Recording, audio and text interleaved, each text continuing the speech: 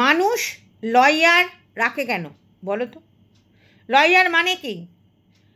তোমার হয়ে আইনত তোমার হয়ে যে মানে বক্তব্য পেশ করবে বা তোমার হয়ে যে লড়বে আইনত, তাই জন্য তো তার জন্য একটা হলফনামা দিতে হয় যে আমার হয়ে একে আমি রাখছি, অ্যাপয়েন্ট করছি, এ হচ্ছে আমার হয়ে যা বক্তব্য, আমার যেগুলো বক্তব্য সেগুলো সে জানাবে। ঠিক আছে?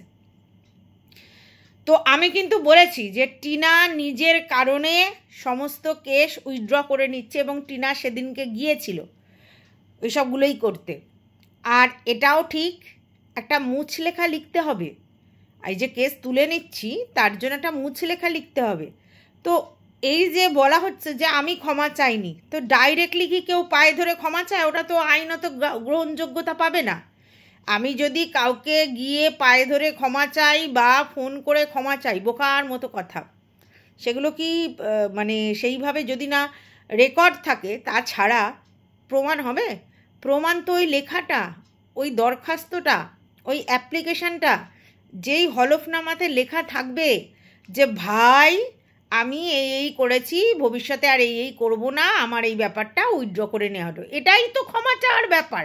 আবার কি পায়ে ধরে লোকে ক্ষমা চায়, নাকি গিয়ে বাড়িতে গিয়ে ক্ষমা চায়, না ফোন করে ক্ষমা চায়? কি বলদ বলদ কথাবার্তা লোকের, আশ্চর্য লাগছে।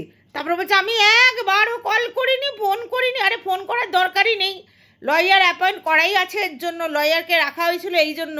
তো এই কোর্টের কেসটা যদি ওই লয়ার করে তাহলে সেই লয়ার তো কিছু পাবে।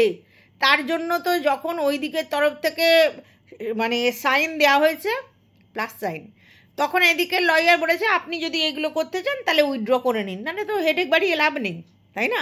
তো তাতে তো মুছলেখা লিখতে হতো। মুছলেখাটা কি যে আমি বেশ করেছি, আবার করব, আবার বলবো, এরম করলে কি ওঠে কেস? তাহলে বলতেই হবে যে আমি আর এরম করব না, এটাই ক্ষমা চাওয়া, পা ধরে ক্ষমা চাওয়া নয়। কি বলো, দুফ বাবা, কি আশ্চর্য। আর আমাকে নিয়ে বলতে বসেছে কেন রুনা ভিডিও করেছে এরকম। আচ্ছা, বাই দ্য ওয়ে, সীমাদি নিজেই তো বলছে যে আমি এই কালকের পর্যন্ত না পরশুদিন পর্যন্ত টিনাকে নিয়ে নেগেটিভ ভিডিও করেছি, তারপর তাকে আবার থ্যাংক ইউ দিয়েছি। তাহলে এটাই তো প্রফেশনালিজম।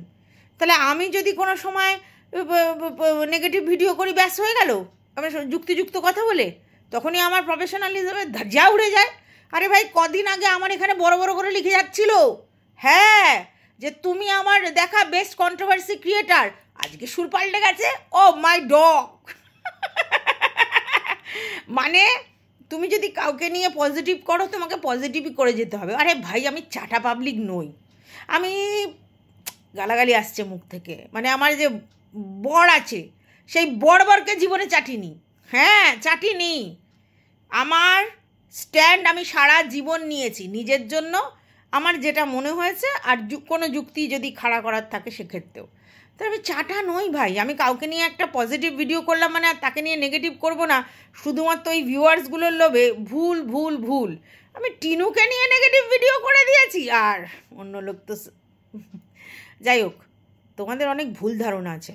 ক্ষমা চাওয়া মানে পায়ে ধরে ক্ষমা চাওয়া, ফোনে ক্ষমা চাওয়াটা গ্রহণীয়তা পাবে না যদি না কল রেকর্ড, ভিডিও রেকর্ড থাকে। ঠিক আছে? এই মুছলেখা এটাই ক্ষমা চাওয়া। ক্ষমা চাওয়ার জন্য এটাই, এইটা হচ্ছে লিখিত, আইনত, যুক্তিগ্রাহ্য ক্ষমা চাওয়া। ক্ষমা না চাইলে এইভাবে হয় না। ক্ষমা চাওয়া মানে কি? নিজেকে একটু মানে ডমিনেট করে নিজেই, যে আমি যা করেছি ভুল করেছি, এটাই তো, আবার কি। টাটা।